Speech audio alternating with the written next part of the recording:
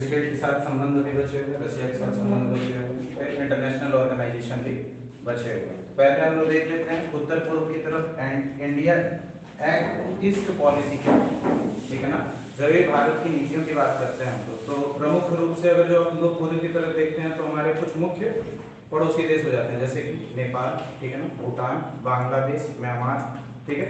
ये सारे छोटे छोटे कंट्रीज हैं जिनके साथ ना इंडिया बहुत ज्यादा बड़ी बॉर्डर शेयर करती है। 5000 से ऊपर किलोमीटर की बॉर्डर लगभग हम इन पड़ोसी देशों के साथ शेयर करते हैं। और क्योंकि बॉर्डर हमारा जुड़ा हुआ है, इस वजह से बहुत सारी चीजें, हमारी बहुत सारी जरूरतें जुड़ी हुई है। नेपाल को आप ध्यान से देखोगे, नेपाल, भूटान, ये क्या है, लैंड लॉक कंट्रीज हैं, ठीक है। ट्रेड एंड कॉमर्स के लिए इन्हें दूसरे कंट्री की आवश्यकता पड़नी ही पड़नी है ऑटोमेटिकली।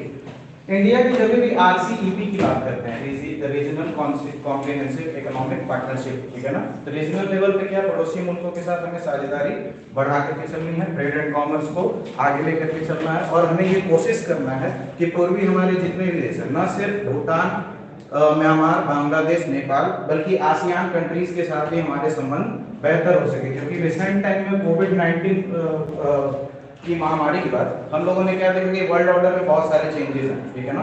सप्लाई चेन नेटवर्क, आपूर्ति श्रृंखला प्रबंधन के अंतर्गत में चाइना के द्वारा बहुत सारे चैलेंज फेस किए गए। इंडिया वर्ल्ड लेवल में इंडिया क्या चाहा कि कॉपरेशन बहुत सारे कंट्रीज के साथ बढ़ा करके और अपने टाइज को, ट्रेड एंड कॉमर्स को बढ़ाए, सप्लाई चेन नेटवर्क में महत्वपूर्ण हिस्सा बन सके। हेडिंग डाल लीजिए, भारत के उत्तर पूर्व पड़ोसी देश, भारत के उत्तर पूर्व पड़ोसी देश।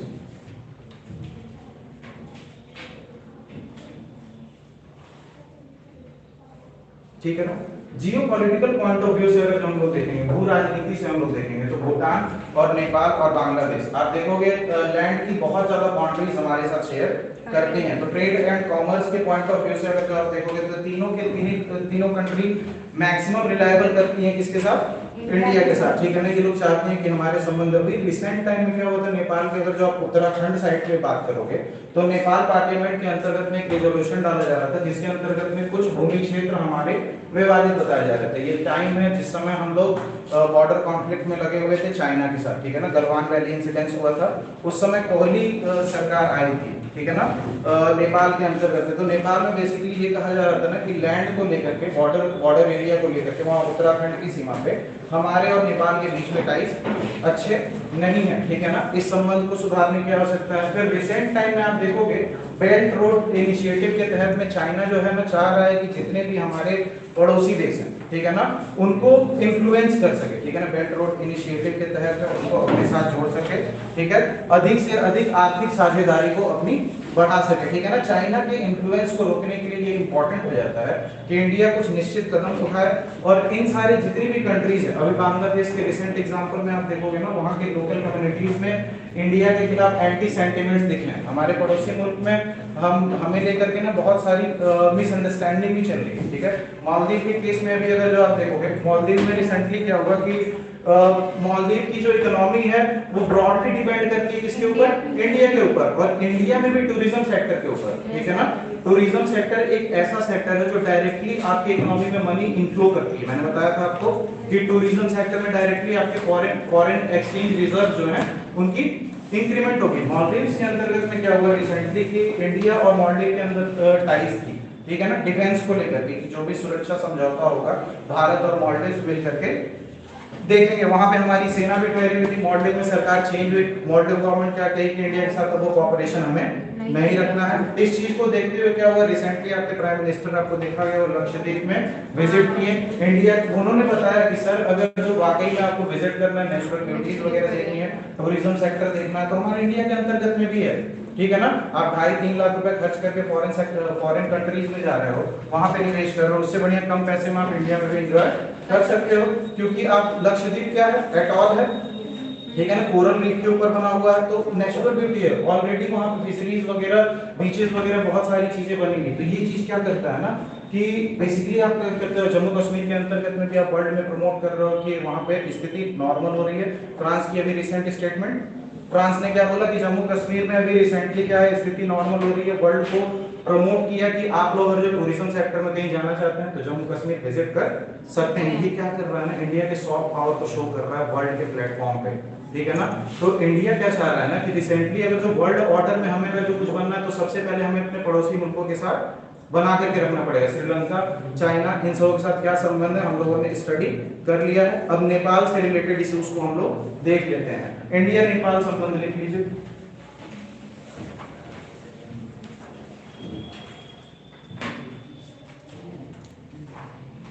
दोनों देशों के मध्य व्यापार लगभग 7 बिलियन अमेरिकी डॉलर का है।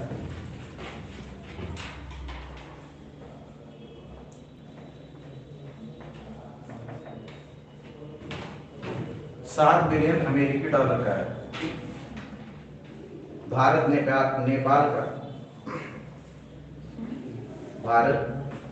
नेपाल का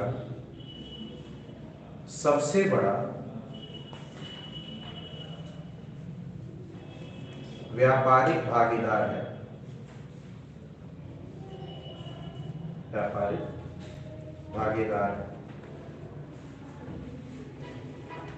पिछले 10 वर्षों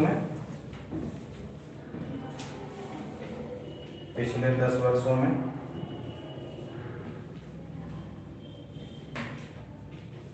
निर्यात 8 गुना अधिक बढ़ा है। 8 गुना अधिक बढ़ा है, ठीक है। चुनौतियां लिख लीजिए। चुनौतियां क्या क्या है भारत नेपाल संबंध में? नेपाल की अर्थव्यवस्था,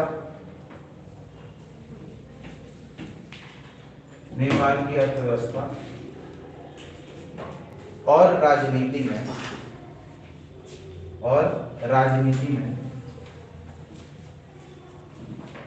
बढ़ता हुआ चीनी हस्तक्षेप,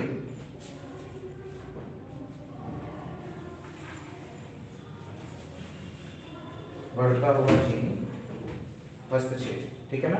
इंडिया और नेपाल के रिलेशनशिप की अगर जो हम बात करोगे, बेसिकली ये क्या कंडीशन हो जाता है, चाइना और इंडिया के बीच में नेपाल फंस के रह गया, ठीक है ना। ये दोनों कंट्रीज चाहती हैं, दोनों कंट्रीज के साथ ये बॉर्डर शेयर करता है, ठीक है ना।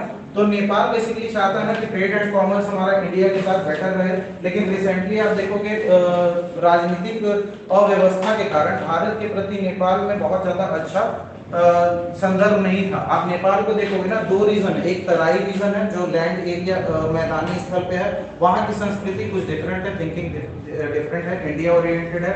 प्लस जब आप हिली एरिया में जाओगे ना तो वहां पे आपको एंटी इंडिया सेंटिमेंट्स वगैरह मिल जाएंगे, कम्युनिज्म के प्रति उन लोग का रुझान मिल जाएगा। तो इंडिया बेसिकली क्या चाह रहा है ना कि रिसेंट वर्ल्ड ऑर्डर में आप देखोगे ना, United state of America, India, ये दोनों कंट्रीज कंसर्न है चाइना के राज्य से, ठीक है ना। चाइना बेसिकली क्या कर रहा है, बेल्ट रोड इनिशिएटिव के तहत में जितने भी नेशंस है उनको अडॉप्ट कर रहा है, उनको लोन्स वगैरह प्रोवाइड कर रहा है, इंफ्रास्ट्रक्चर बिल्डअप कर रहा है। तो इससे क्या है ना, जितने भी राष्ट्र हैं वो अपने अर्थव्यवस्था को बूस्ट होने की संभावनाएं देख रहे हैं, ठीक है ना।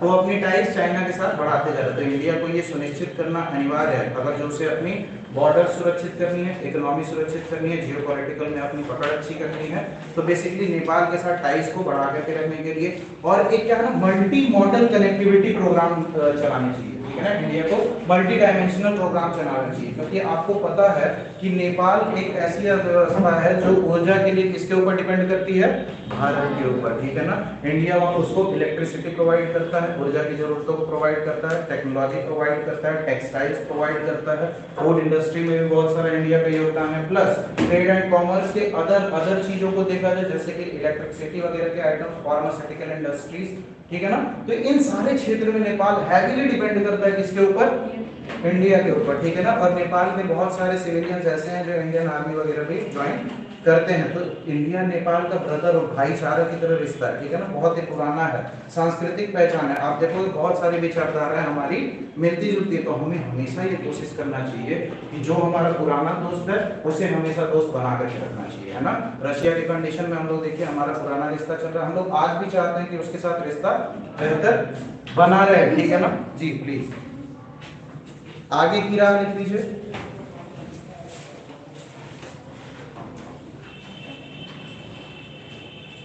मल्टी मॉडल कनेक्टिविटी पर आगे की राह, ठीक है ना।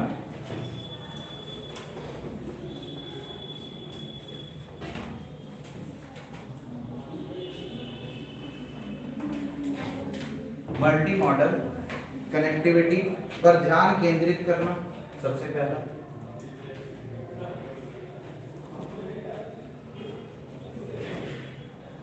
मल्टी मॉडल कनेक्टिविटी पर ध्यान केंद्रित करना, आर्थिक सहयोग पे, आर्थिक सहयोग को मजबूत करना,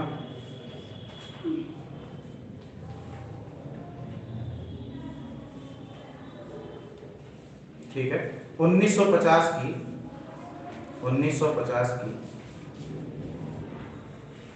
शांति और मित्रता संधि, मित्रता संधि पर फिर से विचार करना, फिर से विचार करना। 1950 में लिखना नहीं बता रहा हूं। 1950 में ये क्लियरिफाई किया गया कि इंडिया और नेपाल के रिलेशनशिप को हम लोग अलग लेवल पे लेकर के जाएंगे। तो दोनों देशों ने आपस में संधि की कि हम एक अच्छे मित्र बन के आगे बढ़ेंगे, प्लस इकोनॉमिक साझेदार अच्छे हम बनेंगे। तीसरी चीज कि सेवाओं के क्षेत्र में हम बड़ी बेहतर रिश्ता सुनिश्चित करेंगे और कोशिश करेंगे इंक्लूसिव ग्रोथ पे हम लोग ज्यादा फोकस करें। इंक्लूसिव ग्रोथ में क्या है कि हम जनसंख्या के उस श्रेणी पे ज्यादा ध्यान दें जो आर्थिक रूप से मजबूत नहीं है, ठीक है ना। तो इंडिया और नेपाल के बीच में आप देखोगे ना तो मिडिल क्लास की संख्या बहुत ज्यादा है, ठीक है ना, इसलिए कॉर्पोरेशंस वगैरह बढ़ते जाते हैं। अगला लिख लीजिए भारत बांग्लादेश संबंध, भारत बांग्लादेश संबंध।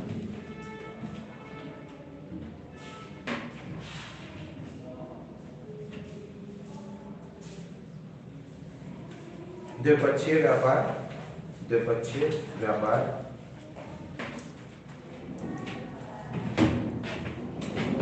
द्विपक्षीय व्यापार 10.8 अरब डॉलर,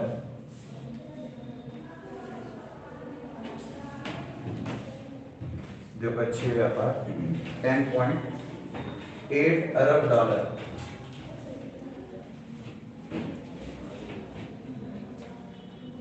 बांग्लादेश दक्षिण एशिया में,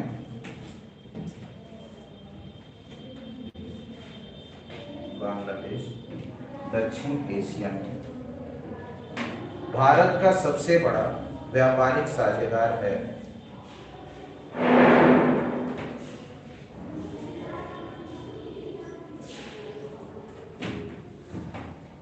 व्यापारिक भागीदार है, सबसे बड़ा व्यापारिक भागीदार है। बांग्लादेश भारत के,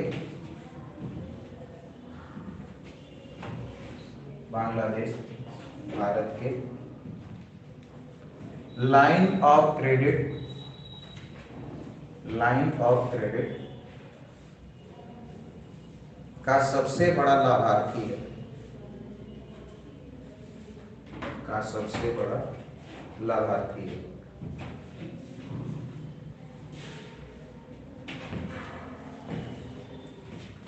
बांग्लादेश की हिस्ट्री हम लोगों ने हल्की फुल्की देखी थी कि पाकिस्तान के साथ हमारी चुनौतियां करी, हम लोगों ने दो नेशन पॉलिसी अपनाया, बांग्लादेश एक अलग नेशन बनकर के उभरा।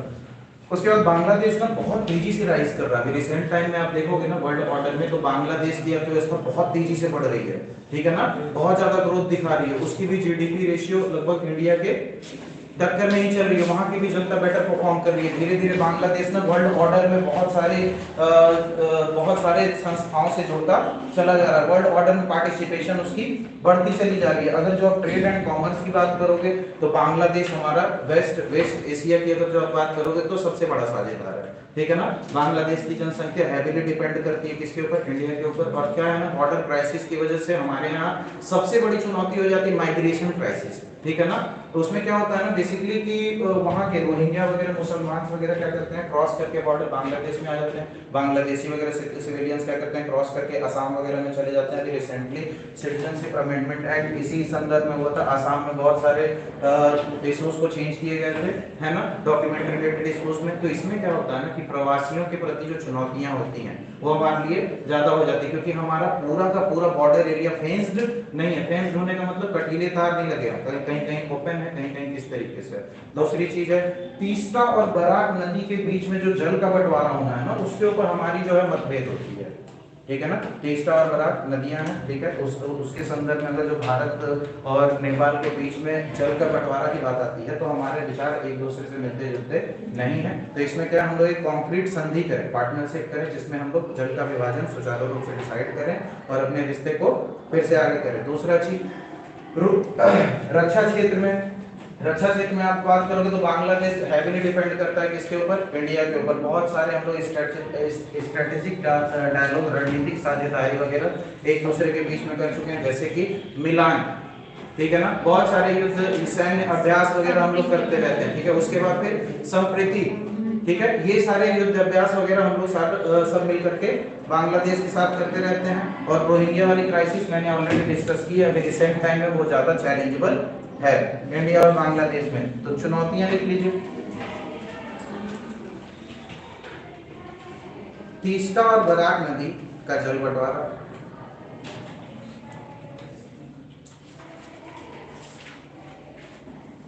तीस्ता और बराक नदी का जल बंटवारा, एफडीआई के क्षेत्र में, एफडीआई के क्षेत्र में चीन का हस्तक्षेप,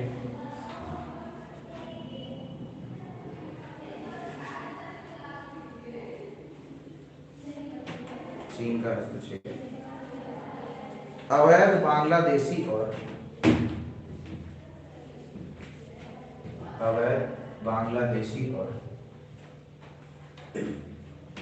रोहिंग्या प्रवासी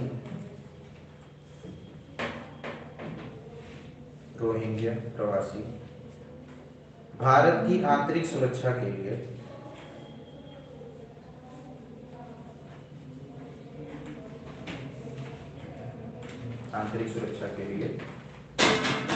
चिंता का कारण है,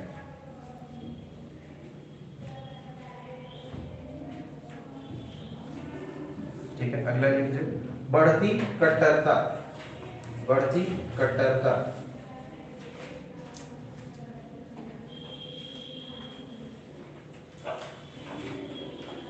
हरकत अल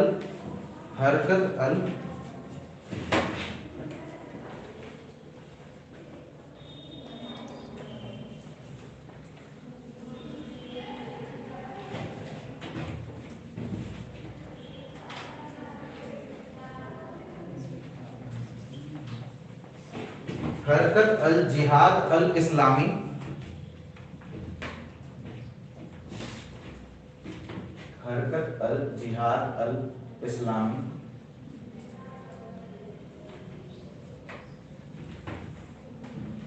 जैसे समूहों की उपस्थिति,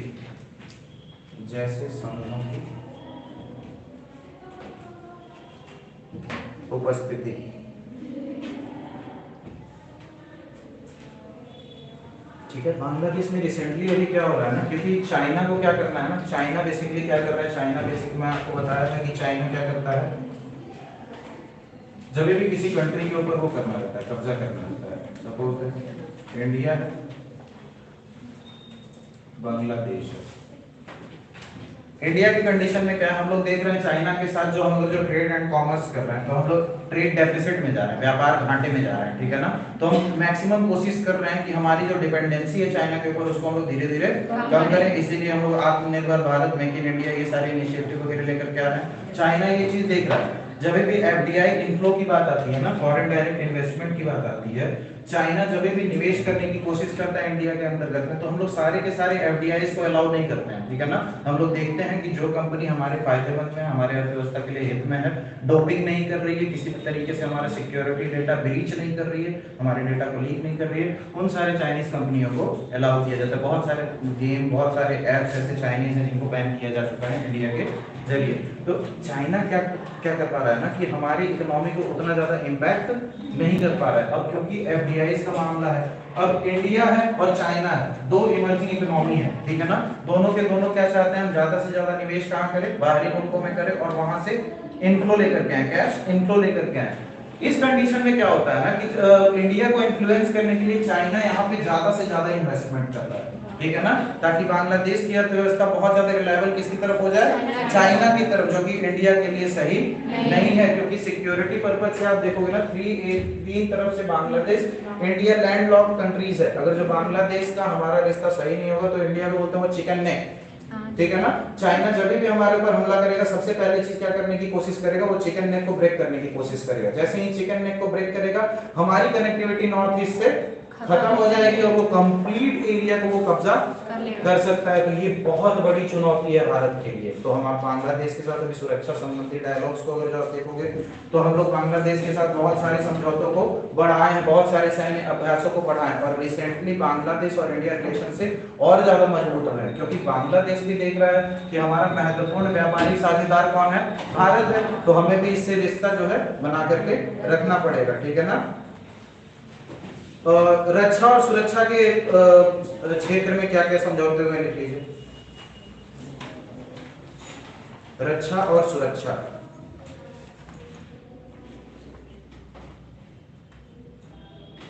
मिलन और संप्रीति जैसे सैन्य अभ्यास, मिलन और संप्रीति जैसे सैन्य अभ्यास,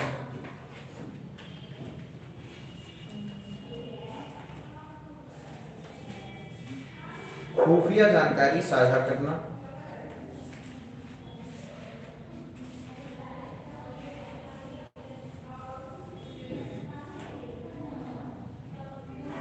ठीक है ना। सीमा प्रबंधन में लिख लीजिए, सीमा प्रबंधन,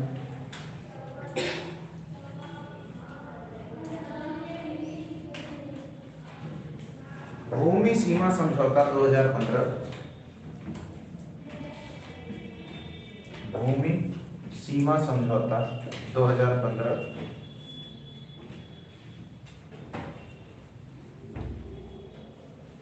समुद्री सीमा का परिसीमन, समुद्री सीमा का परिसीमन,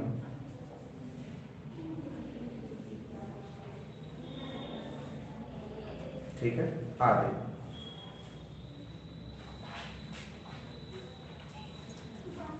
ठीक है। अभी रिसेंट ऑर्डर में अगर जो आप देखोगे न्यूज में ना, तो सबसे ज्यादा अगर जो न्यूज में कोई एरिया रह रहा है ना, तो ये इंडियन ओशन रीजन का, ठीक है ना। क्वाड रिलेटेड ग्रुप्स वगैरह बने थे।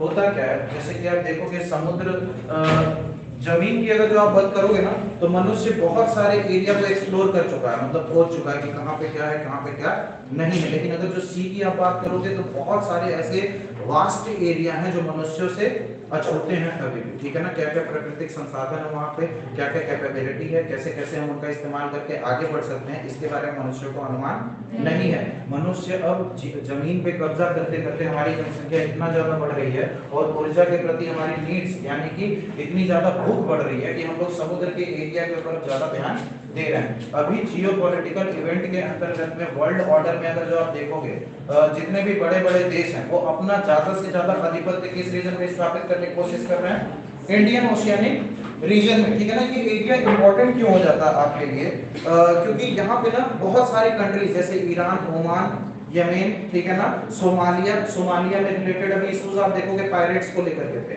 ठीक है ना। जितने भी समुद्री जहाज वगैरह आते हैं ये स्वेज कैनाल वगैरह से, इधर के रूट से रेड सी वगैरह होकर के वहां पे अभी इजराइल और इंडिया से रिलेटेड जितने भी शिप और जितने भी डॉकयार्ड्स वगैरह आ रहे हैं उनके ऊपर हौथी रिबेलियंस के ऊपर, ठीक है, यमेन है, यमन में एक तरफ गवर्नमेंट चलती है जो कि यमन गवर्नमेंट के द्वारा चलाई जाती है, दूसरी तरफ जो आधा रीजन है वो हाउजी रेवेन्यू के द्वारा कंट्रोल किया जाता है और वो बहुत ज्यादा खतरनाक है, ठीक है ना। उनके पास बहुत सारे ऐसे इक्विपमेंट हैं जो बड़े बड़े देशों को नुकसान पहुंचा सकते हैं। रिसेंट एक्टिविटी के मामले में इस समय आप देखोगे इंडियन ओशियानिक रीजन में क्या है ना कि ये सोमालिया के जो पायरेट्स हैं, यमन के जो हाउथी रिबेलियंस है अभी एक्टिवेट हो रखे हैं, ठीक है ना।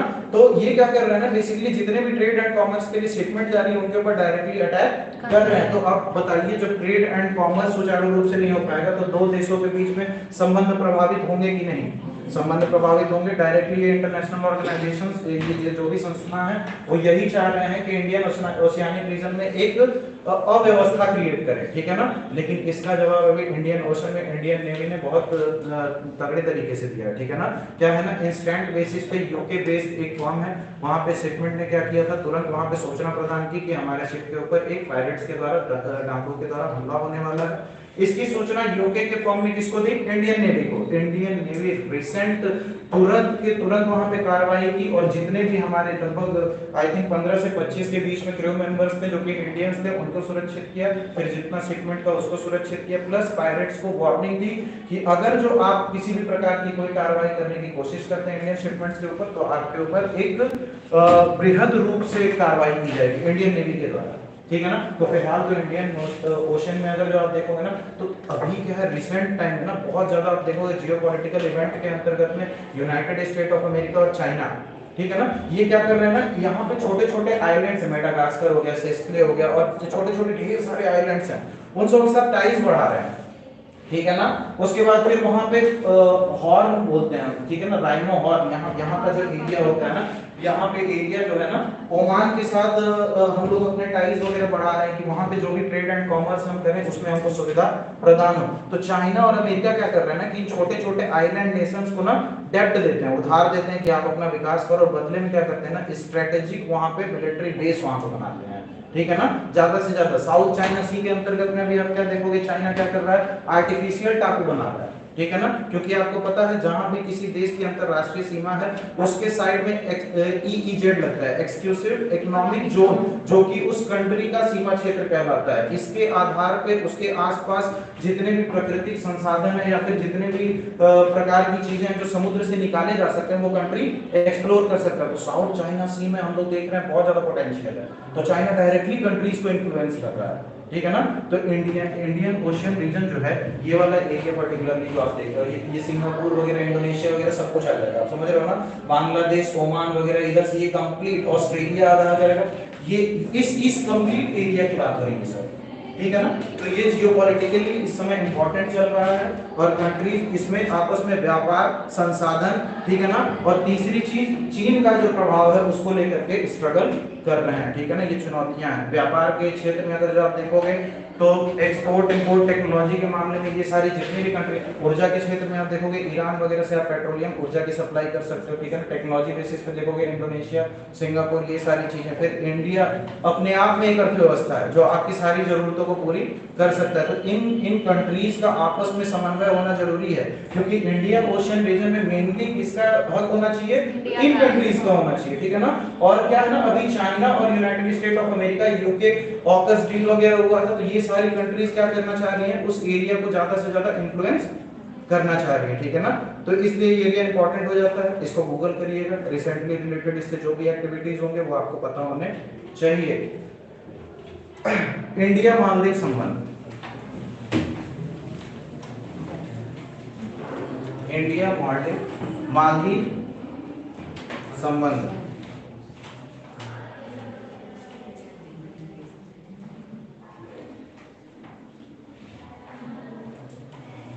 ठीक है ना।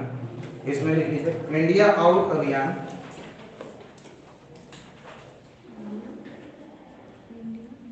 इंडिया आउट अभियान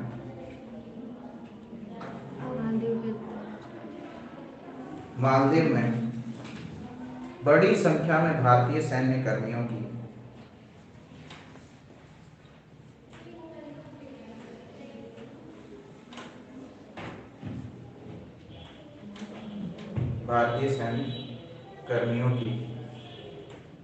उपस्थिति को लक्षित करता है।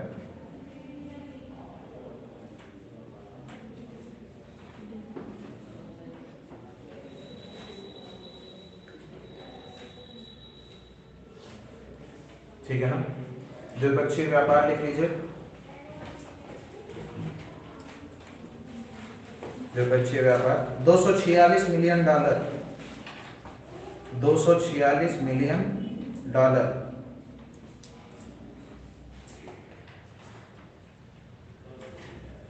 ठीक है, वर्ष 2020 में, वर्ष 2020 में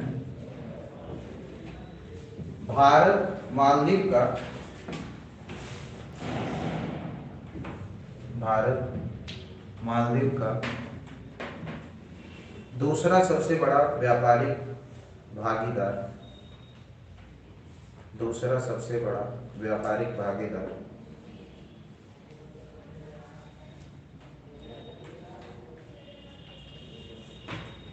के रूप में उभरा, के रूप में उभरा।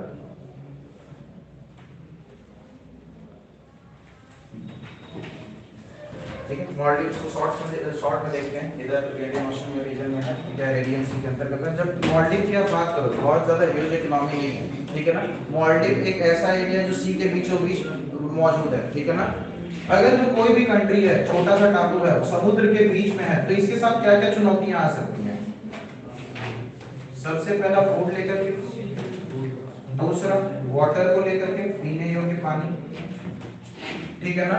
प्लस तीसरी चीज वहां पे सॉइल जो है, सॉइल टाइप वो लिमिटेड मिलेगी।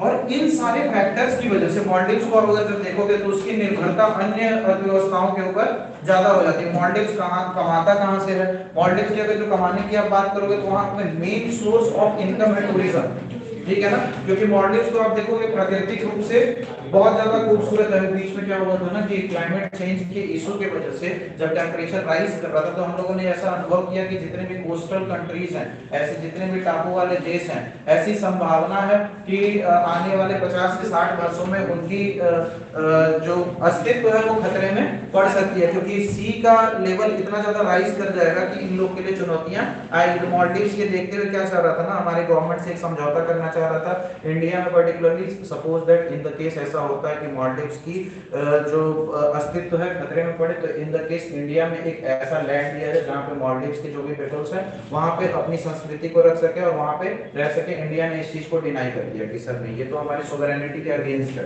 ठीक है ना, बेसिकली। और क्या है ना कि हमारे और मॉलडीव के बीच में सुरक्षा समझौता चलता था, ठीक है ना, जिसके संदर्भ में क्या होता था कि इंडिया की जो सैन्य ताकतें थी वो मॉलडीव में प्रेजेंट रहती थी, ठीक है ना, एज ए मिलिट्री बेस की तरह यूज करती थी। वहां से इंडियन ओशन रीजन पे पूरा अपनी नजर बनाए रखती थी। ये चीज रिसेंट गवर्नमेंट को पसंद नहीं आया, तो वहां पे क्या है ना, एक वो निकाला गया, इंडिया आउट करके एक अभियान चलाया गया, जिसके अंतर्गत में कहा गया मॉलडीव्स के द्वारा कि आप अपनी सेना को वापस लेकर के जाओ, इतनी ज्यादा मिलिट्री प्रेजेंस हमें नहीं चाहिए। ये चीज देखते हुए भारत को बुरा लगा कि अब छोटो मोटो कंट्रीज भी हमें हटाएंगे, आप समझ रहे हो ना। तो ऐसे कंडीशन में तो फिर इस चीज को सीरियस लिया हमारी गवर्नमेंट ने। आप देखोगे जो हमारे प्राइम लीडर हैं उन्होंने खुद हमारे टूरिज्म को बढ़ाने के लिए सपोर्ट किया कि जो आप वहां पे इन्वेस्ट करोगे अपने कंट्री में इन्वेस्ट करो, that is much better for you. और ऐसा तो है नहीं कि सीवीओ नहीं मिलेगा, इंडिया से खूबसूरत जगह कहाँ है ना। तो टूरिज्म सेक्टर में आप कहीं भी देखोगे जिस टाइप का आपको माहौल चाहिए आपको इंडिया में मिल जाएगा, ठीक है ना, तो कहीं और मिल जाना है ना। तो ये सारी चीजें हैं। आगे जो एक इंपॉर्टेंट कंट्री हो जाती है United state of America, world order में अगर जो आप देखोगे तो, ठीक है ना। देख लीजिए भारत यूएस से संबंध,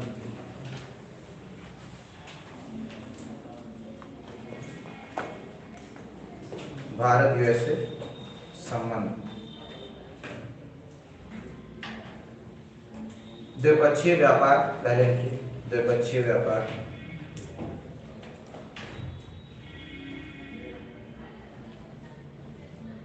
$119.42 अरब, $119.42 अरब।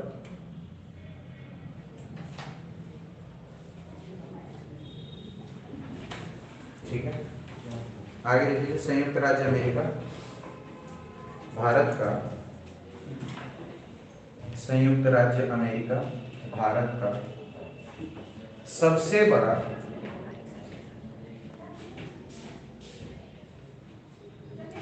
बड़ा व्यापारिक निर्यात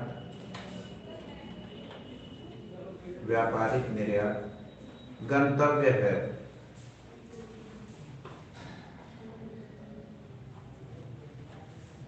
निर्यात गंतव्य है। यह भारत के लिए तीसरा सबसे बड़ा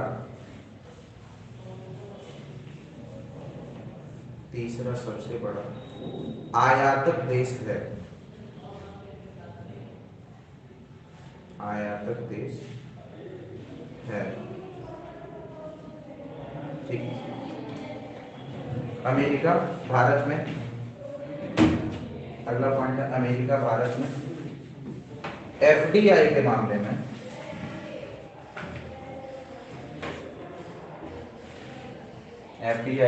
में दूसरा सबसे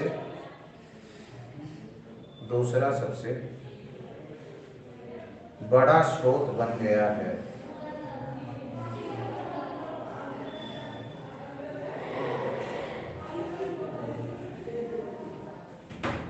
ठीक है ना। अगर जो आप देखोगे यूनाइटेड स्टेट ऑफ अमेरिका की आप बात करोगे तो 17वीं शताब्दी के बाद जब से United state of America free हुआ, आप कॉन्स्टेंटली देखोगे क्योंकि वो डेमोक्रेटिक विचारधाराओं पे, लोकतांत्रिक विचारधाराओं पे तो कंटिन्यूअसली इंक्रीज कर रहा है। World war 1, world war 2, cold war, इन तीनों में अपनी विश्व मंच पे अपने आप को दिखाने के बाद यूनाइटेड स्टेट ऑफ अमेरिका एक ऐसी इकोनॉमी है जो लगभग विश्व के हर एक देश की अर्थव्यवस्था को प्रभावित करती है। ठीक है ना। तो फिर इंडिया कैसे अछूता रह सकता है? आप देखोगे कोल्ड वॉर के एरा के पहले जब यूएसए और यूएसएसआर था, उसके पहले क्या था ना, हमारा जो रुझान था इंदिरा गांधी जी के समय में ज्यादा से ज्यादा किसकी तरफ था? यूएसएसआर की तरफ। ठीक है ना। तो फिर क्या हुआ ना कि जब मनमोहन सिंह जी की गवर्नमेंट है, ठीक है ना, अटल बिहारी वाजपेयी के बाद ही हम लोगों ने अपने और यूनाइटेड स्टेट ऑफ अमेरिका के रिश्ते में सुधार करना शुरू कर दिया। क्योंकि रिसेंट वर्ल्ड ऑर्डर में जब आप देखोगे ना कि क्या था ना, United state of America world में अनचैलेंजेबल था, उसको कोई भी चुनौती प्रदान नहीं कर सकता था। ऐसे कंडीशन में क्या होता था ना कि चाइना जो था अभी उभरती अर्थव्यवस्था था। मैंने बताया था डेंग जियाओपिंग के एरा में चाइना एक लिबरल कंट्री था, एकदम शांत होकर के छोटे भाई की तरह सुनता था। चाइना ये करो तो अच्छा ठीक है, ये करो अच्छा ठीक है, आप क्या करो हमारे यहाँ एफडीआई लेकर के आओ, ज्यादा से ज्यादा निवेश करो, चाइना के साथ ज्यादा से ज्यादा ट्रेड एंड कॉमर्स बढ़ाओ, हमारी संस्कृति को बढ़ावा करो। ऐसे करके चाइना क्या कर लेकर जिंगपी के जैसे ही जिंगपी का रेजिम आया, तुरंत डिप्लोमेटिक जो है ना उनकी जो रणनीति है कंप्लीटली चेंज हो गई। आप समझ रहे हो ना, वर्ल्ड को एक एग्रेशन दिखा। ठीक है ना। ताइवान को लेकर के इशू आप देख लो, चाहे वर्ल्ड ऑर्डर में आप ट्रेड एंड कॉमर्स को लेकर के इशू देख लो, सैंक्शंस को लेकर के इशू देख लो, रशिया के लेकर के टाइज को इशू देख लो, तो चाइना एक बहुत बड़ी चुनौती बनकर के यूनाइटेड स्टेट ऑफ अमेरिका के लिए उभर रहा था। ये चीज देखते हुए ना चाइना का आप देखोगे कोल्ड वॉर के इरा के समय में 70s वगैरह के पहले यूएसए जो था ना पाकिस्तान सेंट्रिक था। ठीक है ना, कंप्लीटली पाकिस्तान के ऊपर देखता था जब भी उसको इंडिया को काउंटर करना पड़ता था तो। लेकिन वो देख रहा है पाकिस्तान में जो गवर्नमेंट चल रही है वो डेमोक्रेटिक विचारधाराओं में नहीं है। क्योंकि आप देखोगे पाकिस्तान में जो गवर्नमेंट है उसको सेना चलाती है। ठीक है ना, डायरेक्टली कोई पार्शियलिटी उसमें नहीं है। आप देखोगे वहां पे जैसे ही अगला प्रधानमंत्री बनता है वो पिछले वाले को जेल में डाल देता है। तो ये वहां पे आप देख रहे हो ना, तो यूनाइटेड स्टेट ऑफ अमेरिका देख रहा है जहां पे राजनीतिक रूप से व्यवस्था ठीक नहीं है, क्या वो हमारा साथ दे पाएगा चाइना को टैकल करने में? ठीक है ना। और प्लस वो चाइना का साथ कैसे दे पाएगा, वो तो खुद चाइना के ऊपर डिपेंड है।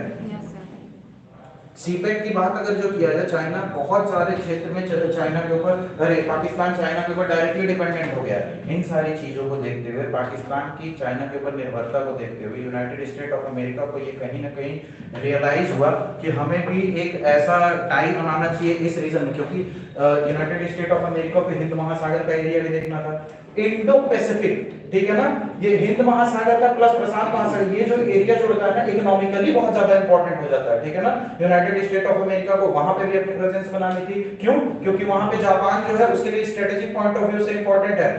प्लस साउथ कोरिया जिसको उसने सिक्योरिटी प्रोवाइड करने की गारंटी दी है, मैंने बताया था। ठीक है ना, यूनाइटेड स्टेट ऑफ अमेरिका को इंडो पैसिफिक रीजन में अपनी पकड़ को मजबूत करने के लिए इंडिया का साथ बहुत होना जरूरी है। इसीलिए सुरक्षा और सैन्य चीजों में आप देखोगे इंडिया और यूनाइटेड स्टेट ऑफ अमेरिका के बीच में लमुआ और कॉम कैसा जैसे सहमति को साइन किया गया है। ये कहा गया है ना कि जितने भी मिलिट्री बेसेस वगैरह होंगे, जितने भी लॉजिस्टिक्स वगैरह होंगे, इंडियन आर्मी, नेवी, एयरफोर्स उसको इस्तेमाल कर सकती है, उसके डेटा को यूज कर सकती है। समझ रहे हो आप? और स्ट्रेटेजिकली सेम चीज, सेम का सेम अधिकार यूनाइटेड स्टेट ऑफ अमेरिका के आर्मी को, नेवी को प्लस एयरफोर्स को मिलता है कि वो स्ट्रेटेजिकली इंडिया के बेसिस को इस्तेमाल कर सकता है। भारत सिर्फ भारत तक सीमित नहीं है। भारत सिर्फ भारत तक सीमित नहीं है। भारत वो पुराना भारत नहीं रहा, भारत की प्रेजेंस लगभग वर्ल्ड में हर एक जगह पे है। अंटार्कटिका से लेकर के चाहे आप सीरिया तक की बात कर लो, United Nation peace keeping force में सबसे ज्यादा अगर जो किसी के सैनिक रहते हैं तो वो इंडिया के रहते हैं, ठीक है ना। तो इंडिया की जो प्रेजेंस है वर्ल्ड ऑर्डर में रिसेंटली, अगर जो आप मिडिल ईस्ट वगैरह की तरफ देखोगे, टर्की के साथ हमारे रिलेशनशिप बहुत ज्यादा अच्छे नहीं थे, लेकिन फिर भी हम लोगों ने मदद किया। वर्ल्ड ऑर्डर में हमें ऐसी कंट्री बन के निकलना है जो सबका दोस्त हो, मित्र हो। आप समझ रहे हो ना, हमें ऐसे नहीं करना चाइना की तरह, यूनाइटेड स्टेट ऑफ अमेरिका चाहे रशिया की तरह ऐसे नहीं करना है कि अपने आप को आगे बढ़ाने के लिए दूसरे कंट्री को दबा करके हम आगे बढ़ेंगे। नहीं, हम ऐसा रिश्ता चाह रहे हैं जिसमें आप भी आगे बढ़ो और हम भी आगे बढ़े। तो वर्ल्ड ऑर्डर में एक डिफरेंट टाइप ऑफ डिप्लोमेसी लेकर के आ रहा है इंडिया। तो यूनाइटेड स्टेट ऑफ अमेरिका की जब भी आप बात करोगे तो दोनों कंट्री में बहुत ज्यादा सिमिलैरिटी हो जाती है, बहुत ज्यादा समानता हो जाती है। जो वहां पे प्रशासन विधि है और यहाँ पे प्रशासन विधि है, दोनों लोकतांत्रिक विचारधाराओं पे कार्य करती है। अपने संविधान में मूल अधिकार तक हम लोगों ने वहां के बिल ऑफ राइट से लिया है। इतना ज्यादा इन्फ्लुएंस्ड है, हम भी अपने नागरिक को उसी प्रकार की चीजें मुहैया कराना चाह रहे हैं जो यूनाइटेड स्टेट ऑफ अमेरिका में है।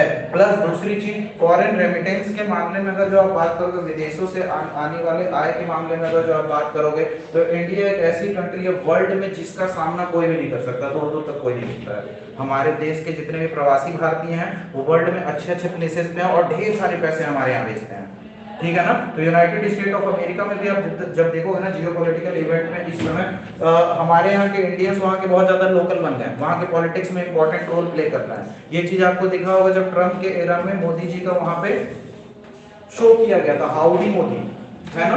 ये क्या दिखाता था ना, जितने भी इंडियन डायस्पोरा हैं, भारतीय प्रवासी हैं, उनका चुनाव में वोट बहुत ज्यादा इंपॉर्टेंट हो जाता था। और रिसेंट एक्टिविटीज में आप देखो वर्ल्ड ऑर्डर में बहुत सारे प्लेसेस पे इंडियंस डोमिनेट कर रहे हैं, ठीक है ना। ये भारत के सॉफ्ट पावर को भी दिखाता है, हमारे जो प्रवासी हैं बहुत ज्यादा मात्रा में भारत में जाते हैं। प्लस एक कॉन्सेप्ट आया था ड्रेन ऑफ ब्रेन। अब यूनाइटेड स्टेट ऑफ अमेरिका ना, आप देखोगे ना, ऐसे ही नहीं आगे बढ़ रहा है, बहुत ही चालाक कंट्री है, बहुत ही ज्यादा शार्प माइंडेड कंट्री है। आप समझ रहे हो ना, कभी भी ये अपना नुकसान नहीं करता है। आप जब भी देखो कॉर्पोरेशन जब भी ये करेगा ना, तो उसमें देखेगा कि अगर जो आप किसी भी क्षेत्र में कॉर्पोरेशन कर रहे हो उसमें डिफेंस डील जरूर होनी चाहिए।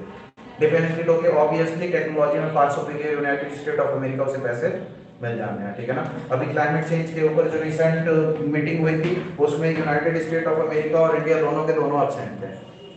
और वर्ल्ड में आप देखोगे ना, सबसे ज्यादा कार्बन यही दोनों फेंकते हैं, ठीक है ना। तो आप देखोगे तो ये चालाकी थी क्या, स्ट्रेटेजिकली हम कई जगह वहां पे अपनी प्रेजेंस नहीं दिखाते हैं जहां पे। अब क्या है ना कि वर्ल्ड ऑर्डर में कहा जाता है सबकी सारे के सारे तो डेवलप हो गए, अभी अभी आत्मा जागी है इन लोग की कि नहीं नहीं भाई डेवलप हो गया, पृथ्वी के लिए भी कुछ करना चाहिए, अपने लिए तो हो गया, ठीक है ना। हमारा क्या, हम तो अभी अभी शुरू किए हैं, हम अगर जो अभी से सुधरने लगे तो फिर कैसे हो जाएगा, आप समझ रहे हो ना।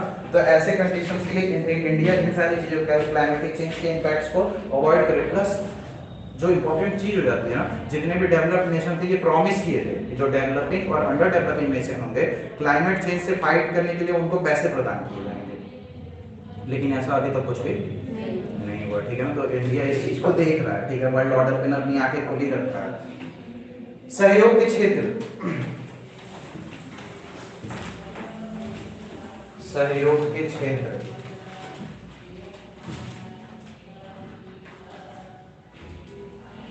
आतंकवाद और सामूहिक विनाश के हथियारों से निपटना,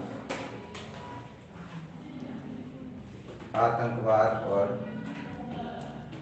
सामूहिक विकास के हथियारों से निपटना।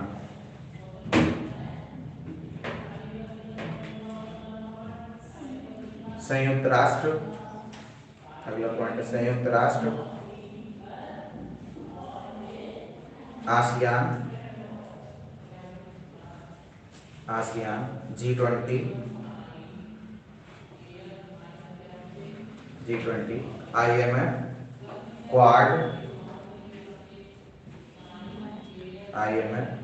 क्वाड, आदि जैसे मंचों के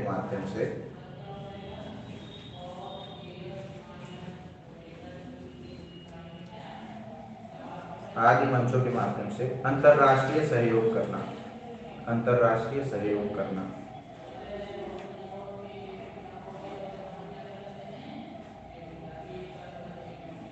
अगला लिख लीजिए रक्षा सहयोग, रक्षा सहयोग,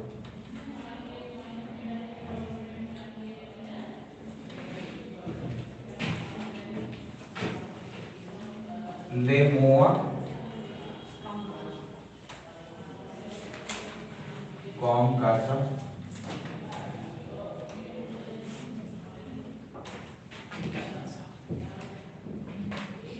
लेमुआ कॉमकासा औद्योगिक सुरक्षा समझौता, औद्योगिक सुरक्षा समझौता,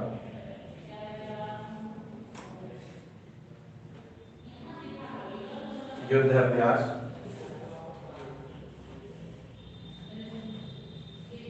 वज्र प्रहार,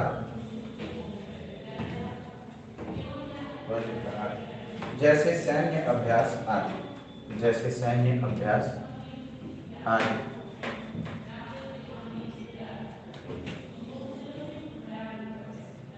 विज्ञान प्रौद्योगिकी क्षेत्र में लिख लीजिए, साइंस एंड टेक्नोलॉजी के क्षेत्र में, विज्ञान प्रौद्योगिकी क्षेत्र में।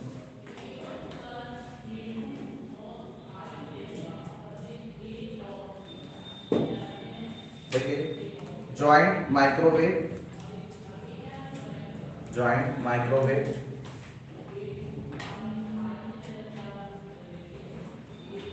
Joint microwave, remote sensing, remote sensing, satellite,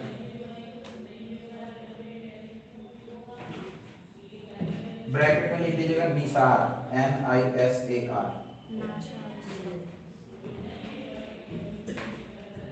bracket में निसार लिख लीजिएगा, फिर कॉमा दीजिएगा, भारत अमेरिका, भारत अमेरिका विज्ञान और प्रौद्योगिकी, विज्ञान और प्रौद्योगिकी सहयोग समझौता,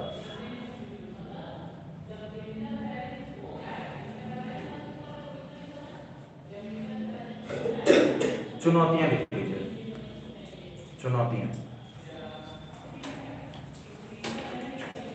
आर्थिक क्षेत्र में लिखिए,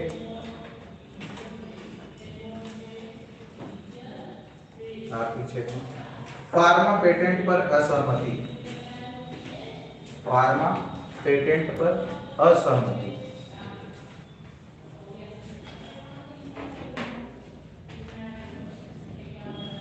फार्मा पेटेंट पर असहमति, ठीक है। दूसरा देखिए भारत की टैरिफ प्रणाली, भारत की टैरिफ प्रणाली विशेष रूप से कृषि में, भारत की टैरिफ प्रणाली विशेष रूप से कृषि में, ऑलरेडी हम लोगों ने डिस्कस किया था, ठीक है ना। चलिए असहमति के क्षेत्र की बात करोगे ना तो सबसे ज्यादा हम लोग के अंदर जो कॉन्फ्लिक्ट्स होते हैं ना तो फार्मास्यूटिकल सेक्टर में होते हैं, ठीक है ना, फार्मा इंडस्ट्री के क्षेत्र में होता है। हाल फिलहाल में आपको दिख जाएगा वहाँ कोविड-19 की जो परिस्थिति आई थी, हमने यूनाइटेड स्टेट ऑफ अमेरिका की तरफ फॉर्मूला मांगा था वैक्सीन का, तो वहाँ की दो कंपनी थी, मेडर्ना थी, ठीक है ना, और एक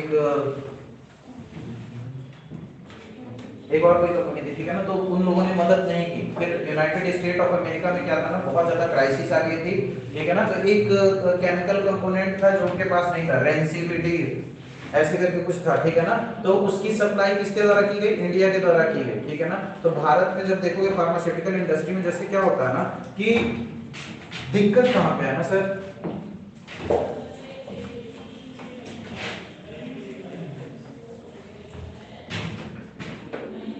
जब भी आप यूनाइटेड स्टेट ऑफ अमेरिका की बात करोगे तो ये एक समृद्ध देश है, आर्थिक रूप से समृद्ध देश है, और जब इंडिया की बात करोगे तो हमारे यहाँ गरीबों की संख्या ज्यादा है, ठीक है ना। अब देखो सबसे ज्यादा प्राइमरी नीड्स की जब भी बात करो, दोनों के दोनों क्या है, लोकतंत्र है, लोकतंत्र है, इसलिए पब्लिक को बेसिक लेवल पे क्या प्रोवाइड कराना जरूरी है, हेल्थ और एजुकेशन, ठीक है। अगर जो आपको अपने मानव संसाधन को विकसित करना है तो ये दो चीजें प्राइमरी नीड्स तो प्रोवाइड करनी पड़ेगी। हेल्थ जो है इंपॉर्टेंट एस्पेक्ट हो जाता है, ठीक है ना, क्योंकि अमेरिका एक डेवलप्ड कंट्री है तो इसके पास पैसा बहुत ज्यादा है, ठीक है ना सर, पैसा बहुत ज्यादा है। ये अपने पैसे का बहुत ज्यादा हिस्सा किस चीज के ऊपर खर्च करता है, रिसर्च एंड डेवलपमेंट पे, ठीक है ना। इसी वजह से अमेरिकन टेक्नोलॉजी फॉर बेटर रहती है वर्ल्ड के हिसाब से, ठीक है ना। वर्ल्ड क्या करती है, जो टेक्नोलॉजी है उसके ऊपर फोकस करती है, और अमेरिका फोकस करता है आगे आने वाली टेक्नोलॉजीज के ऊपर, रिसर्च एंड डेवलपमेंट के ऊपर बहुत ज्यादा खर्च इनका अधिक होता है। रिसर्च एंड डेवलपमेंट पे इनका खर्च जो है बहुत ज्यादा अधिक होता है। इंडिया की कंडीशन में क्या है ना, हम हमारी अर्थव्यवस्था अभी रिसेंटली ग्रोइंग इकोनॉमी, हमारे पास इतना ज्यादा पैसा नहीं है कि हम रिसर्च एंड डेवलपमेंट पे बहुत ज्यादा निवेश कर सकें, ठीक है ना। तो हम क्या करते हैं ना, हेल्थ के मामले में क्या होता है, ये क्या कर रहे हैं, रिसर्च एंड डेवलपमेंट कर रहे हैं, दवाई खोज रहे हैं, दवाई खोज दे रहे हैं, इसको पेटेंट करा दे रहे हैं, पेटेंट करा दे रहे हैं। अब अमेरिका के जो पब्लिक है वो इसको अफोर्ड कर सकती है, क्यों, उनके पास पैसे हैं। पर कैपिटा इनकम आप देखोगे अमेरिका का और इंडिया का टैली करोगे तो हम लोगों में जमीन आसमान का अंतर है, आप समझ रहे हो ना। लेकिन हमारी जनता इसको अफोर्ड नहीं कर सकती, तो हम लोगों ने एक कॉन्सेप्ट निकाला कि सर ये जो दवाइयां जो आपने कर रखी है, क्यों ना इन्हीं के केमिकल कंपोजिशन में जेनेरिक मेडिसिन रिलीज करें, ठीक है ना। तो इंडियन फार्मास्यूटिकल इंडस्ट्रीज क्या है ना, यही जो दवाएं जो ये 1000 में बेच रहे हैं, ये 10 रुपए में दे रहा है।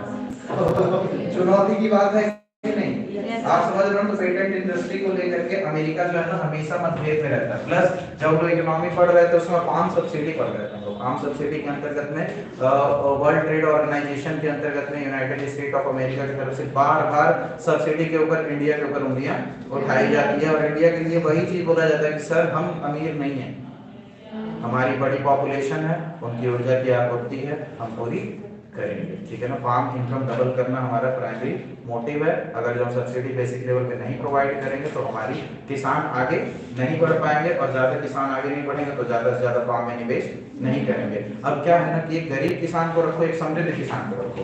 गरीब किसान है वो लिमिटेड रिसोर्सेज में प्रोडक्शन देने की कोशिश करेगा, और जो अमीर वाला रहेगा ट्रैक्टर लेके आएगा, हाई टेक्नोलॉजी लेके आएगा, ड्रिप इरिगेशन का इस्तेमाल करेगा, समझ रहे हो आप ना, हर एक इंपॉर्टेंट टेक्नोलॉजी का इस्तेमाल करेगा और ज्यादा से ज्यादा प्रोडक्शन देगा, तो ये और ज्यादा संपन्न होता जाएगा और गरीब और ज्यादा गरीब होता जाएगा। तो इस गरीब को सपोर्ट करने के लिए इनपुट कॉस्ट इसका रिड्यूस करना पड़ेगा कि नहीं, इनपुट कॉस्ट आप रिड्यूस करोगे, इसलिए आपको इसको डायरेक्ट या फिर इनडायरेक्ट सब्सिडी प्रोवाइड करना अनिवार्य है, ठीक है ना। तो वर्ल्ड ट्रेड ऑर्गेनाइजेशन में इसको लेकर के प्लस दूसरी चीज जो अगर जो आप देखा जाए कि अभी रक्षा के क्षेत्र में आप देखोगे ना कि क्या हुआ ना,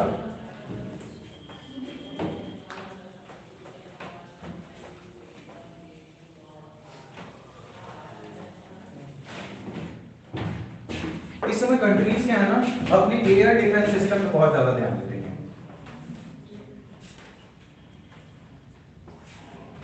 ठीक है ना। इंडिया एक ऐसा देश है जो दो तरफ से दुश्मनों से जुड़ा हुआ है, चाइना है, ठीक है ना। ऐसी संभावनाएं हैं कि हमारे ऊपर एयर अटैक भी हो सकता है ना। आपने देखा तो बहुत सारा डॉग फाइट्स वगैरह इंडिया और पाकिस्तान के बीच में था, अभिमन्यु जी जो चले गए थे बयाना कन्वेंशन के थ्रू उन्हें वापस किया गया था, ठीक है ना। तो वो इंसिडेंट जो हुआ था, प्लस चाइना के साथ अभी गलवान वैली इंसिडेंट, वो जो लेक है कौन सा पैंगोंग लेक था, ठीक है ना। तो उसके आसपास भी टेंशंस हुए थे। ये सारी चीजों को देखते हुए इंडिया को ऐसा लगा कि इंडिया के पास भी ऐसा एयर डिफेंस सिस्टम होना चाहिए, तो क्योंकि दोनों तरफ से हम लोग घिरे हुए हैं और ये दोनों आपस में चोर चोर मौसेरे भाई बन रखे हैं, आप समझ रहे हो ना। तो ये हमारे लिए चैलेंजेस हो जा रहा है। तो हमको क्या चाहिए, यहाँ पे एक प्रॉपर डिफेंस सिस्टम चाहिए। और वर्ल्ड में अगर जो defence system, air defence system की बात करोगे तो रशिया की टेक्नोलॉजी बहुत अच्छी चल रही है, और रशिया की टेक्नोलॉजी में रिसेंटली एक चीज लॉन्च किया गया था, S-400 लॉन्च किया गया था। इंडिया ने देखा कि हमारे पास चुनौती तो है, सिक्योरिटी की जरूरत नहीं है। अगर जो पास्ट को देखा जाए, इतिहास को देखा जाए, तो चाइना पाकिस्तान दोनों ऐसे कंट्रीज हैं जिनके साथ हम लोगों ने युद्ध के हालात का सामना किया है, ठीक है ना। तो ये इंपॉर्टेंट हो जाता है कि बॉर्डर लेवल पे अपनी सिक्योरिटी सेम अगर जो पाकिस्तान भी लगा ले तो हम क्या सब पाकिस्तान के साथ सुपीरियर हो पाएंगे?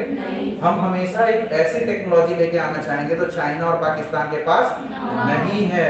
इसीलिए हम लोगों ने जब प्लेन खरीदने की बात आई तो रशिया से भी प्लेन नहीं खरीदा, क्योंकि हम लोगों ने देखा कि रशिया डिफेंस सप्लाई चाइना को भी करता है। सुखोई जैसे बहुत सारे प्लेन चाइना को भी सप्लाई कर चुका है। हमारे पास भी सुखोई, उनके पास भी सुखोई, आमने सामने झगड़ा होगा तो भाई बराबरी का झगड़ा होगा। अब हम गए फ्रांस के पास, हम गए रफेल उठा गए, अब आओ सामने, ठीक है ना। तो ऐसे करके हम लोग टेक्नोलॉजी के मामले में हम अपने आप को सुपीरियर रखते हैं बेसिकली कि क्या आपके पास जो चीजें हैं, और मान लो आप कंपटीशन में हर कोई पॉलिटिक्स, साइंस एंड टेक ये सारे सब्जेक्ट्स वगैरह पढ़ रहा है, आप क्या ऐसा करोगे कि आपका सिलेक्शन हो, ठीक है ना। 10 लाख 20 लाख लोगों में से आप यूनिक कैसे बनोगे? अब आपकी स्ट्रेटेजी होती है, ठीक है ना। तो इंडिया की क्या स्ट्रेटेजी है कि हमारे पास वो डिफेंस सिस्टम होना चाहिए, वो टेक्नोलॉजी होना चाहिए जो चाइना और पाकिस्तान के पास नहीं है। और पाकिस्तान तो S-400 खरीदने से रहा, पैसे ही नहीं है, उधार मांग के थोड़ी लेगा, जैसे जैसे तो घर चल रहा है उसका। रही बात चाइना की, तो चाइना कॉपी करने में परेशान है, उतने पैसे खर्च नहीं करना चाह रहा है, सेम टू सेम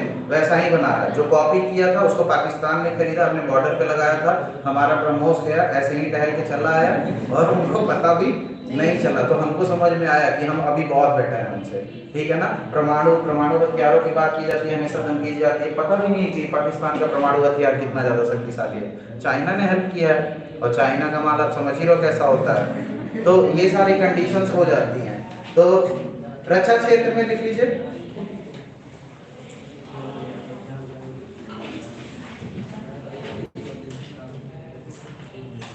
काटसा। काटसा विशेष रूप से रूस से S-400 के संदर्भ में,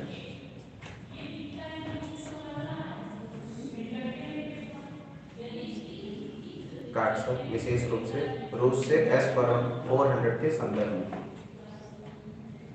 आगे की स्टोरी तो मैं बताया ही नहीं। देखिए क्या हुआ ना, फिर जैसे ही हम लोगों ने S-400 खरीदा, यहाँ पे पहले जब तक ट्रम्प थे तो हम लोग कहे ट्रम्प यार जो भी रहे, ठीक है ना, एक ऐसे प्रेसिडेंट थे ना जिनकी थिंकिंग मुझे लगता था विजनरी रहती थी, बहुत दूर तक वो सोचते थे, ठीक है ना। जो बिडेन और ट्रम्प के कंपैरिजन में अगर जो मुझे बोलोगे बेहतर नेता कौन था, तो मुझे ट्रम्प लगते थे, ठीक है ना, क्योंकि उनकी ओरिएंटेशन जो थी ना विजनरी थी। अमेरिका को बहुत सारी चीजों में वो लाभ दिला रहे थे, रशिया के साथ यूनाइटेड स्टेट ऑफ अमेरिका के साथ रिलेशनशिप भी अच्छे कर रहे थे। आप समझ रहे हो ना, ट्रम्प एक रिवॉल्यूशनरी काम कर रहे थे अपने टाइम पीरियड में। फिर उसके बाद क्या हुआ, बिडेन जी आ गए, ठीक है ना। बिडेन जी अपने ही हिसाब से लेफ्ट विंग के हैं, इनको समझ ही नहीं आता कि डिप्लोमेटिक टाइज कैसे बनानी है, ठीक है ना, किस कंट्री के साथ क्या साझेदारी करनी है। एक तरफ आप इंडिया को बोल रहे हो कि बहुत अच्छे दोस्त हैं हम लोग, स्ट्रेटेजिक पार्टनरशिप बनेंगे, दूसरी तरफ आप पाकिस्तान को वेपन सप्लाई कर रहे हो, किस तरह की साझेदारी, आप समझ रहे हो ना। तो ये सारी चीजें हमें वो करती हैं। तो ये काटसा एक एक्ट है, ठीक है ना, जो कि यूनाइटेड स्टेट ऑफ अमेरिका उन कंट्रीज के ऊपर लगाता है जो वेपन परचेज करते हैं, किससे?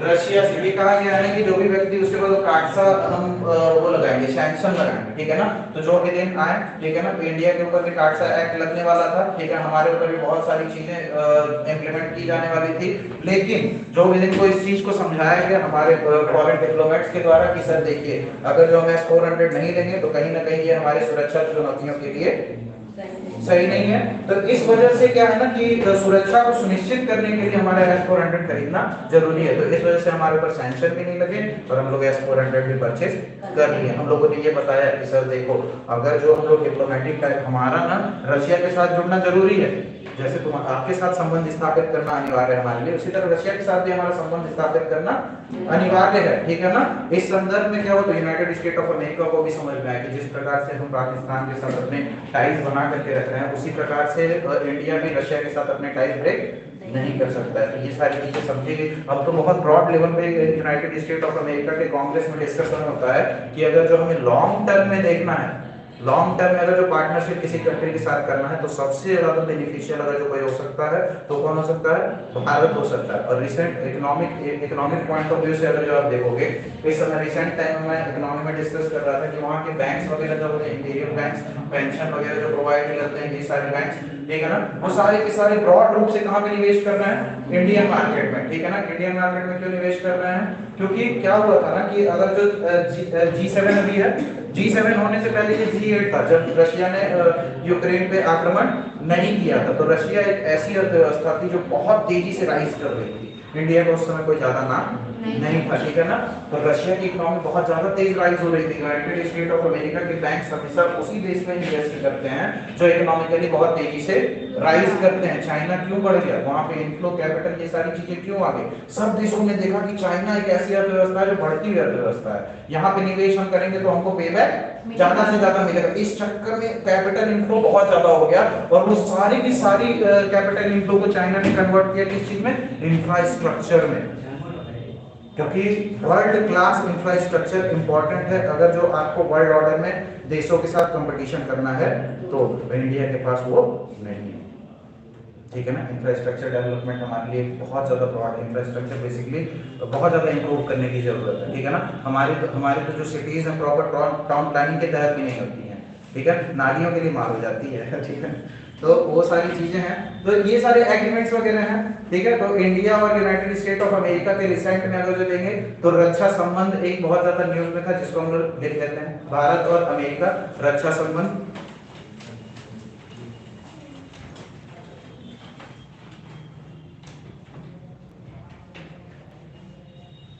ठीक है ना। इसमें लिखिए air launch unmanned aerial vehicle, air launch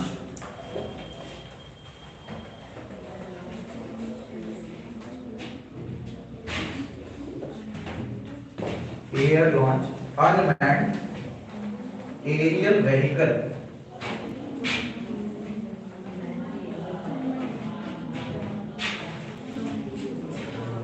ALUAV bracket में लिख दीजिए,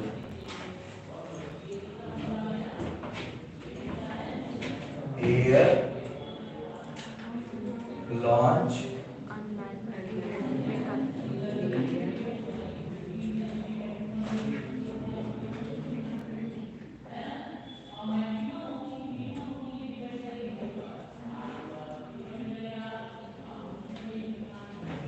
ठीक है,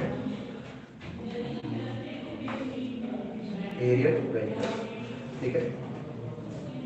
उसके बाद देख लीजिए क्रमबद्ध तरीके से लिख लेते हैं। 2005 में भारत और अमेरिका के बीच जो जो रक्षा सहयोग हुआ 2005 में, असैन्य परमाणु सहयोग, असैन्य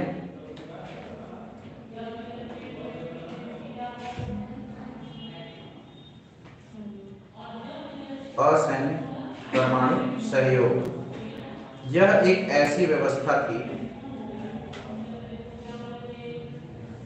यह एक ऐसी व्यवस्था थी जिसके माध्यम से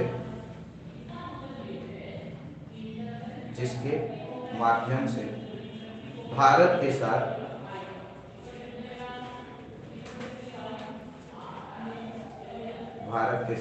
परमाणु ऊर्जा व्यापार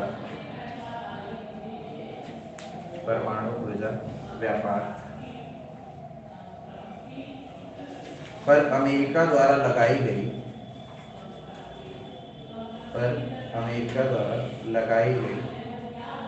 3 दशकों की रोक,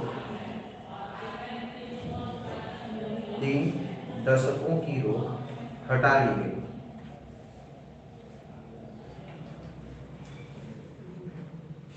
है ना। वही टाइम था जब अटल बिहारी वाजपेयी ने परमाणु परीक्षण किया था, तो अमेरिका हमसे गुस्सा हो गया था, नाराज हो गया था, आप समझ रहे हो ना।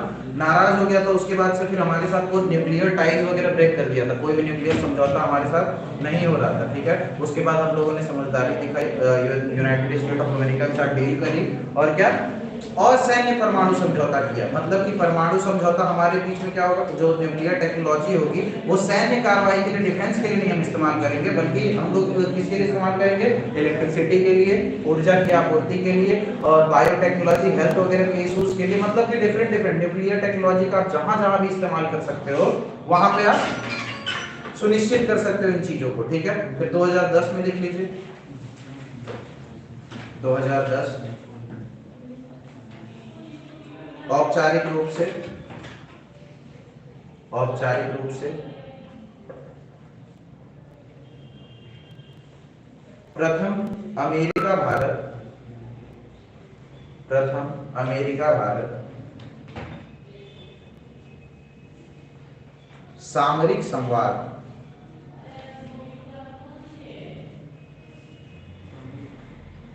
अमेरिका भारत सामरिक संवाद का आयोजन किया गया,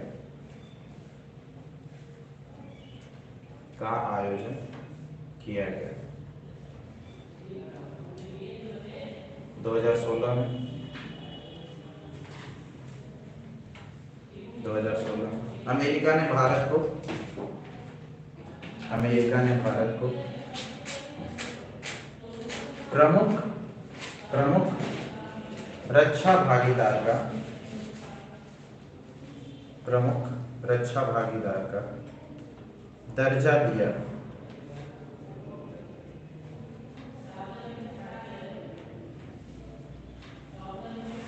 ठीक है, भागीदार का दर्जा दिया। फिर 2018 में भारत का दर्जा बढ़ाकर, भारत का दर्जा बढ़ाकर सामरिक व्यापार,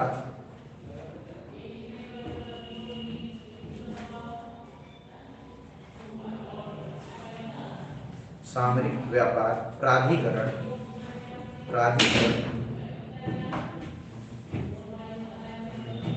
टीयर वन किया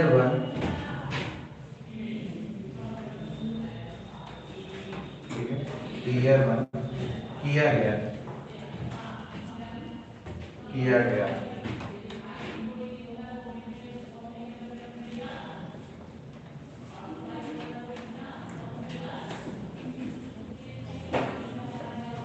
अगला टॉपिक है इंडिया एंड रशिया। इसको पहले देख लेते हैं 2016 के बाद क्या क्या बदलाव हुए अमेरिका और इंडिया के रिश्ते में। 2016 के अंतर्गत में प्रमुख रक्षा भागीदार के रूप में भारत उभरा, ठीक है ना।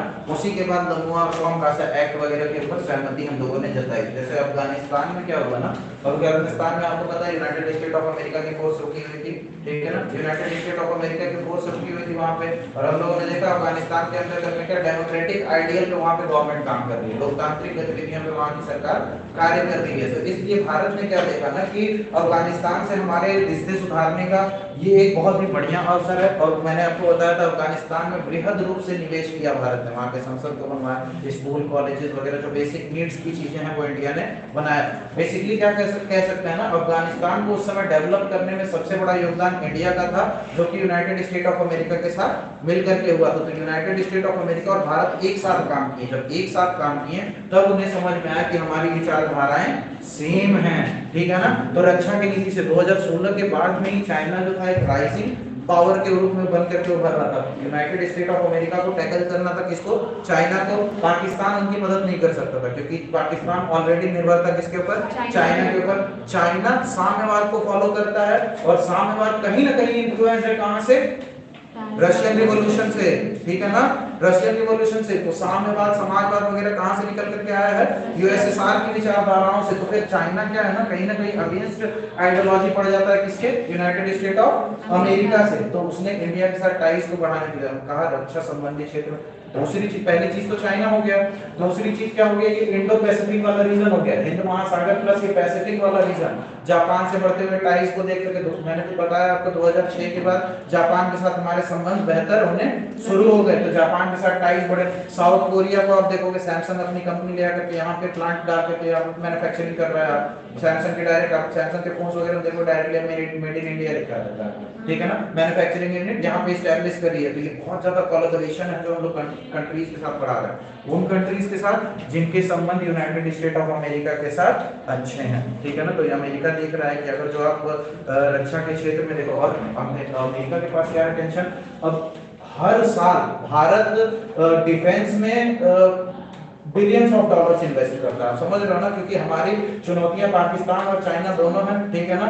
तो ये चुनौतियों का सामना करने के लिए हमको, हमारी मजबूरी है कि रक्षा क्षेत्र में हम निवेश करेंगे ही करेंगे, बहुत सारा पैसा हमारा रक्षा क्षेत्र में जाएगा। इस समय आप ड्रोन से रिलेटेड देख लोगे, फिर बहुत सारे टेक्नोलॉजी से देख लोगे, उसके बाद इंजन सिस्टम की बात कर लोगे, ठीक है ना, एयरक्राफ्ट में, और फिर से इसरो में टेक्नोलॉजी शेयर करने की अगर जो आप बात करोगे तो अमेरिका के साथ बहुत सारे टाइज हम लोगों ने बिल्डअप किए हैं स्पेस एंड रिसर्च ऑर्गेनाइजेशन के मामले में, ठीक है ना।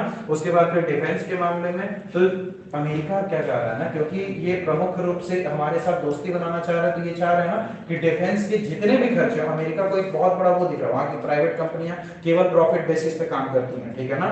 जितनी भी प्राइवेट कंपनियां, क्योंकि जितनी भी मैन्युफैक्चरिंग इंडस्ट्री वो सारी प्राइवेट, वहां पे कैपिटलिज्म है, आप समझ रहे हो ना।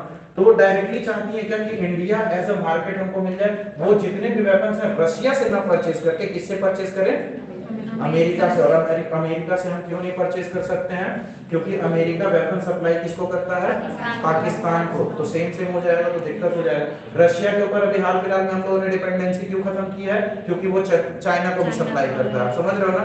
इसलिए हम लोग अन्य कंट्रीज की रुख कर रहे हैं, इटली के साथ डिफेंस टाइज बढ़ा रहे हैं, फिर उसके बाद फ्रांस के साथ डिफेंस टाइज बढ़ा रहे हैं, उसके बाद फिर ब्रिटेन के साथ एक्स्ट्रा टाइज बढ़ा रहे हैं, समझ रहे हो ना। डिफरेंट कंट्रीज हैं। इंडिया जो है रिसेंट वर्ल्ड ऑर्डर में इधर मिडिल ईस्ट में बहुत ज्यादा अपना इंफ्लुएंस बढ़ा रहा है, ठीक है ना।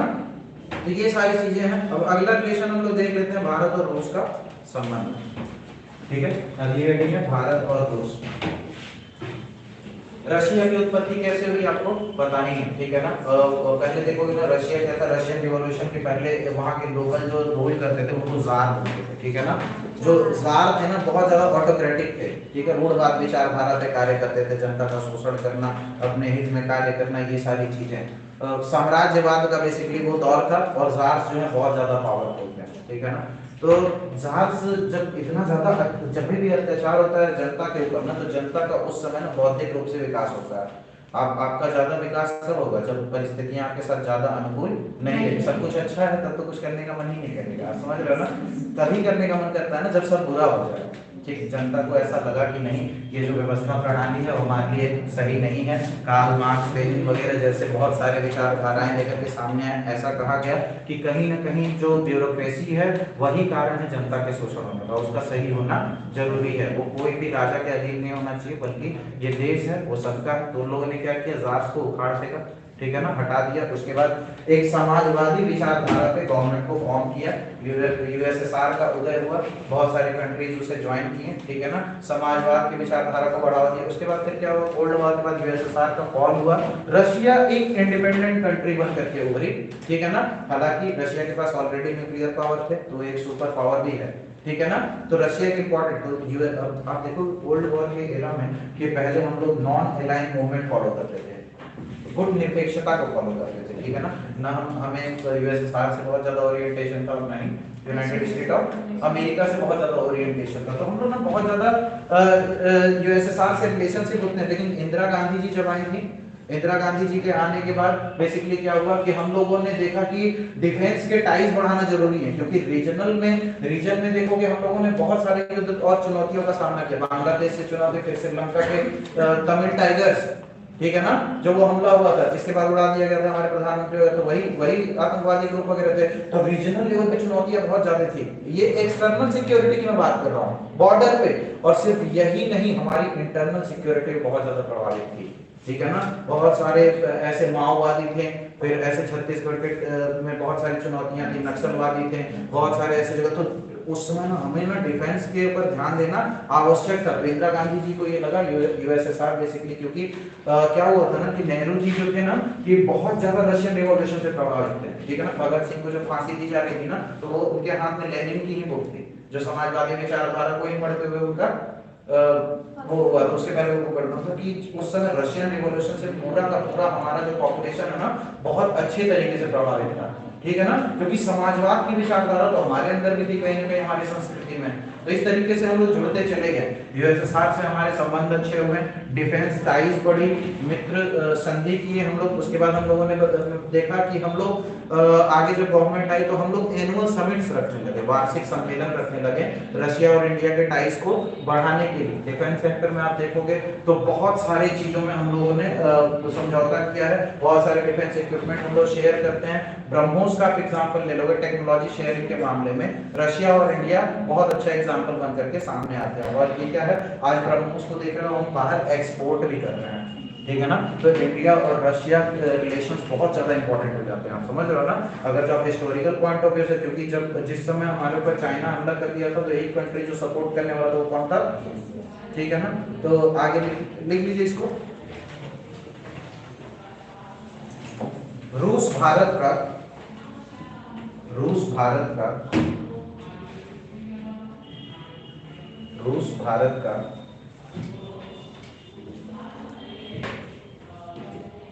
एक लंबे समय से और विश्वसनीय भागीदार रहा है।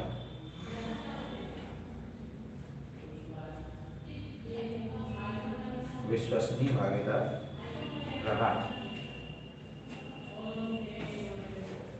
वर्ष 2000 में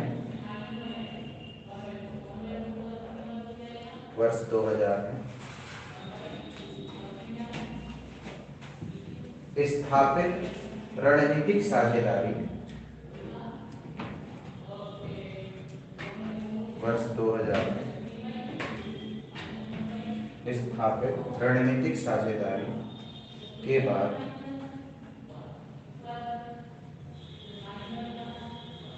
भारत रूस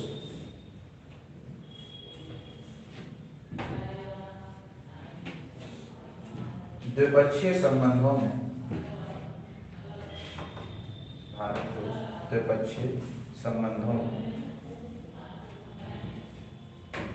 लगभग सभी क्षेत्रों में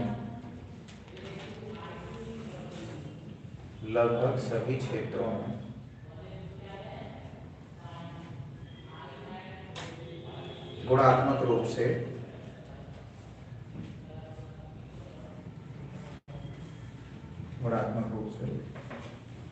नया स्वरूप प्राप्त किया है। विशेष और विशेषाधिकार प्राप्त रणनीतिक साझेदारी। व्यापार लिख लीजिए, दोनों देशों के बीच में व्यापार, द्विपक्षीय व्यापार 8.1 अरब डॉलर का है, 8.1 अरब डॉलर का है।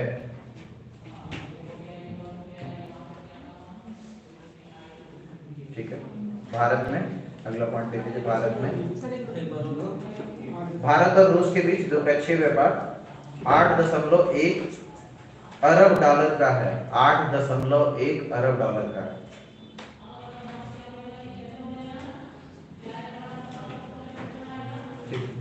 भारत में रूसी निवेश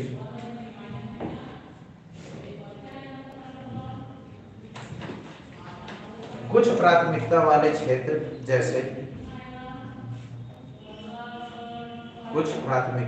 देश जैसे हाइड्रोकार्बन,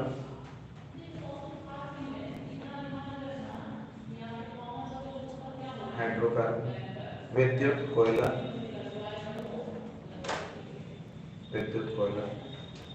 परमाणु ऊर्जा,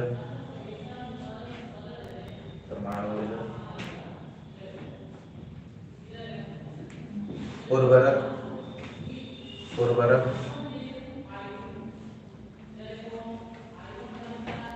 आदि में 18 बिलियन डॉलर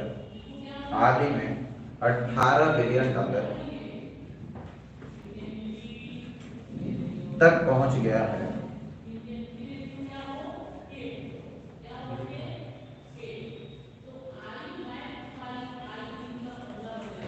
ठीक, ऑलरेडी डिस्कस किया मैंने रशिया के रिलेशंस को इंडिया के साथ।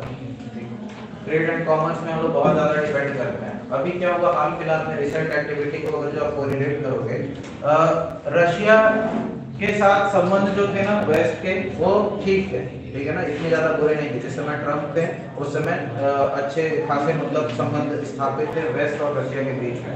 दिक्कत कहाँ पे आई, जब ये पता चला ना कि रशिया को ये पता चला कि यूक्रेन भी जो है नाटो का पार्ट बनने वाला है, ठीक है ना। वो वर्ल्ड ऑर्डर में इवेंट क्या हुआ, वो युद्ध का कारण क्या था, बेसिकली क्या है ना कि नाटो एक ऐसा समूह है जो यूनाइटेड स्टेट ऑफ अमेरिका के द्वारा बनाया गया था, जो कि किसको टैकल करने के लिए बनाया था, यूएसएसआर खत्म हो गया था, ठीक है ना, यूएसएसआर खत्म हो गया था। इसलिए क्या हुआ ना कि यूएसएसआर के खत्म होने के बाद बेसिकली नाटो का कोई ज्यादा स्पेस वर्क नहीं रह गया था। रशिया के लिए एक चैलेंज नाटो बन के उभर रहा था। तो क्या हुआ अभी रिसेंट टाइम में नाटो का एक्सपेंशन किया जा रहा था, ठीक है ना, नाटो का एक्सपेंशन किया जा रहा था। पोलैंड, स्वीडन, यूक्रेन, ये सारे देश चाह रहे थे क्या ये भी नाटो का पार्ट बन जाए। रशिया के द्वारा ये कहा गया था कि यूक्रेन का अगर नाटो का पार्ट बन जाता है तो नाटो की जो कंप्लीट आर्मी है वो कहां पे चली जाएगी, रशियन बॉर्डर पे चली जाएगी, जो कि डायरेक्ट थ्रेट है, ठीक है ना। तो रशिया ने सिंपली कहा कि आप नाटो को ज्वाइन नहीं करिए। यूक्रेन उसको ज्यादा ध्यान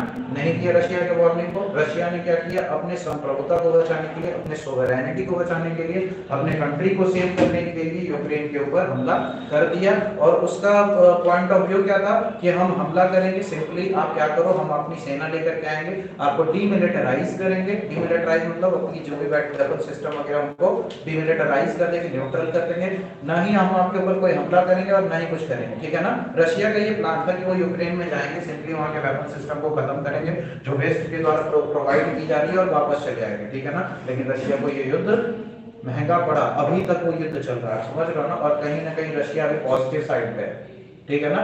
ये जैसे ही ये झगड़ा हुआ इजराइल वाला, रशिया ने देखा कि वर्ल्ड ऑर्डर का पूरा पॉइंट ऑफ व्यू कहां शिफ्ट हो गया है, इजराइल और हमास की तरफ, और इधर ये यूक्रेन में अपना काम करना धीरे धीरे शुरू कर दिया, ठीक है ना। तो ये चीज देख रहा है। अब यहाँ पे क्या है, Germany, USA, United state of America, वो सब कंट्रीज वगैरह यूक्रेन को सपोर्ट कर रही हैं, ठीक है ना। तो रशिया के कंडीशंस में क्या हुआ, क्योंकि रशिया ने अटैक किया यूक्रेन के ऊपर। यूक्रेन एक वेस्टर्न कंट्रीज है, तो जितनी भी सारी वेस्टर्न कंट्रीज थी, यानी कि European union, United state of America, सब के सब एक साथ आ गए और किसको क्रिटिसाइज करने लगे, रशिया को क्रिटिसाइज करने लगे। रशिया को क्रिटिसाइज करने लगे, उसके संदर्भ में क्या हुआ, ये सारी की सारी कंट्री मिलकर के रशिया के ऊपर हैवी सैंक्शंस इंपोज करें। आप देखे थे कि रशिया में बीच में वीडियो रिलीज हुई थी, वहां के स्टोर्स वगैरह पूरे खाली हो गए थे, पूरा का पूरा देश जैसे लग रहा था कोई खाली करके निकल दिया है। आप देखोगे फॉरेन डायरेक्ट इन्वेस्टमेंट के मामले में जितने भी वेस्टर्न कंट्रीज हैं वो बहुत ज्यादा निवेश करते हैं दूसरे कंट्रीज के अंतर्गत में। तो रशिया के अंतर्गत में जैसे ही सैंक्शन लगाया गया वो सारे के सारे खाली कर दिए, ठीक है ना। अब वहां के लोकल पॉपुलेशन को जो जनसंख्या उसको बेसिक नीड्स भी कंप्लीट करने में दिक्कत हो रही थी। जब ऐसा दिक्कत महसूस हुआ, रशिया ने दो कंट्रीज की तरफ अपना रुख किया, ठीक है ना। एक था इंडिया और दूसरा था चाइना, ठीक है ना। इन दोनों कंट्रीज को ये रिक्वेस्ट किया कि आप हैवी से हैवी हमारे यहाँ निवेश करो, हमारी अर्थव्यवस्था के साथ ज्यादा से ज्यादा टाइज बढ़ाओ, हमारी जो बेसिक नीड्स हैं गुड्स एंड सर्विसेज की वो प्रदान करो, और हमारे टाइज, डिफेंस टाइज वगैरह ऑटोमेटिकली बढ़ते रहेंगे। पेट्रोल के मामले में हम लोगों ने देखा कि ऊर्जा की जब बात आई तो ऑयल सप्लायर्स ग्रुप जो है, ठीक है ना, अभी मिडिल ईस्ट की जितने भी सऊदी अरेबिया वगैरह, ईरान, ये सब सारी चीजें ओईसीडी जो कंट्रीज हैं, ठीक है ना, ऑयल सप्लायर ग्रुप का जो कंट्रीज है, उनके अलावा रशिया एक ऐसा कंट्रीज है ना जिसके पास नेचुरल रिसोर्सेज का भंडार है, ठीक है ना, तेल, कंप्रेस्ड नेचुरल गैस, ये सारी चीजें। और इंडिया एक बढ़ती हुई अर्थव्यवस्था है, चाइना एक बढ़ती हुई अर्थव्यवस्था है। हम दोनों की प्राइमरी नीड्स क्या है, ऊर्जा, ठीक है ना। ऊर्जा की आपूर्ति के लिए हम लोगों ने देखा कि रशिया के साथ हम लोगों ने टाइज बढ़ाई, सस्ते रेट पे तेल खरीदना शुरू किया, ठीक है ना। जब तक हमको डिस्काउंट मिला, इस समय हम लोग थोड़ा रशिया के ऊपर डिपेंडेंसी को कम कर दिए हैं। वापस से हम लोग तेल का सप्लाई कहां से ले रहे हैं, ये मिडिल ईस्ट वाले रीजन से, आप समझ रहे हो ना। यहाँ से रशिया के साथ क्यों हम लोगों ने रोक दिया, इसलिए नहीं क्योंकि वेस्ट के दबाव से, क्योंकि अब हमें उतना ज्यादा फायदा नहीं मिल रहा था, ठीक है ना। डिस्काउंट लगा रहता है तो ज्यादा से ज्यादा शॉपिंग करते हो आप, है ना। हम लोगों ने वही किया, रशिया ने डिस्काउंट दिया, ज्यादा से ज्यादा शॉपिंग करके भर लिया, ठीक है। अब जैसे ही लगा कि वो रेट बढ़ा रहा है तो फिर वापस से अपनी खरीदारी वहीं पे, ठीक है ना। बाकी सारे जहां से लेते थे वहां से जाकर के ले लेंगे, अब जॉकी के शोरूम में नहीं जाएंगे। तो ऐसे करके चीजें होती हैं, ठीक है ना। तो बहुत सारे हमारे टेक्नोलॉजीज टाइज वगैरह भी हैं। गोलमास आप देखोगे, जीपीएस सिस्टम होता है, ग्लोबल पोजीशनिंग सिस्टम, जिसमें भी हम लोग बहुत ज्यादा अपने टेक्नोलॉजीज को शेयर करते हैं। लिख लीजिए सहयोग के क्षेत्र,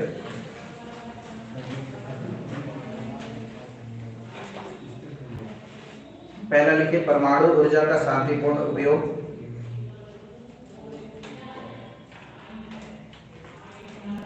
परमाणु ऊर्जा का शांतिपूर्ण उपयोग,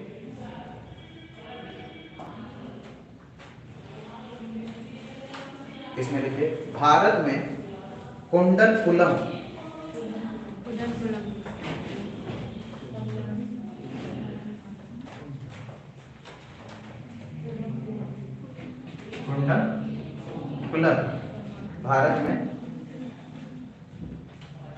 कुंडमकुलम परमाणु ऊर्जा संयंत्र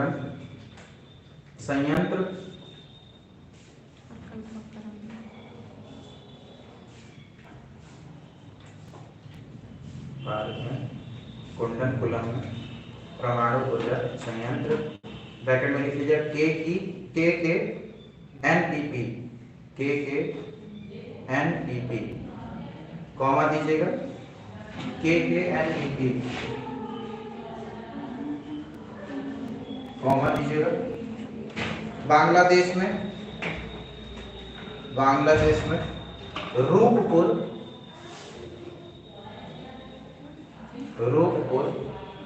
परमाणु ऊर्जा परियोजना, बांग्लादेश में रूपपुर परमाणु ऊर्जा परियोजना।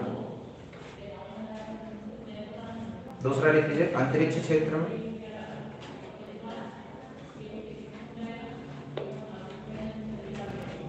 अंतरिक्ष क्षेत्र में पहला लिख लीजिए ग्लोनास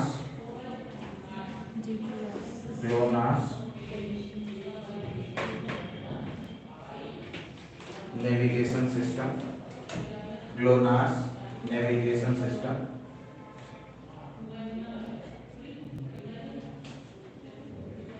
कॉमा रिमोट सेंसिंग,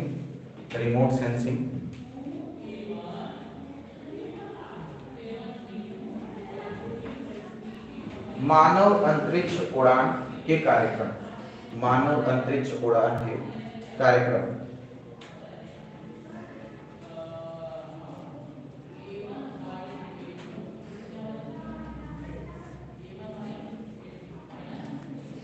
ठीक है, तो साइंस एंड टेक्नोलॉजी में लिखिए विज्ञान और प्रौद्योगिकी, विज्ञान और प्रौद्योगिकी।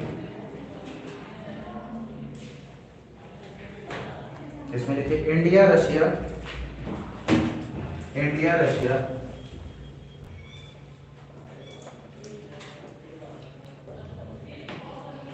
Bridge to innovation,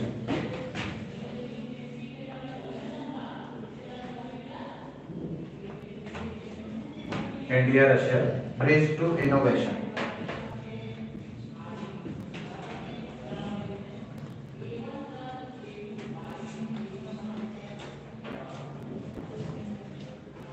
comma telemedicine में सहयोग, टेलीमेडिसिन में सहयोग।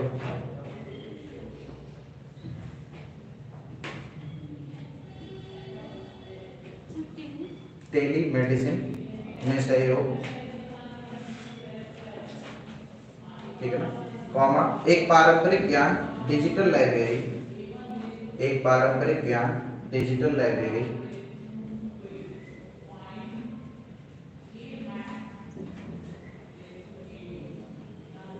ठीक है, ब्रैकेट में लिख लीजिएगा कि TKDL traditional knowledge digital library, TKDL।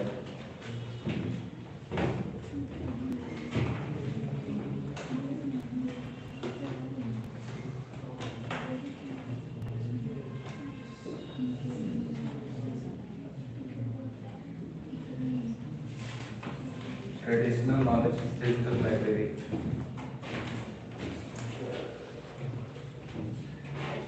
ठीक है, कॉमा विश्वविद्यालयों में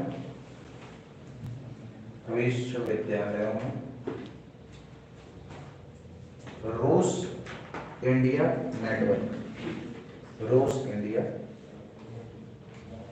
नेटवर्क।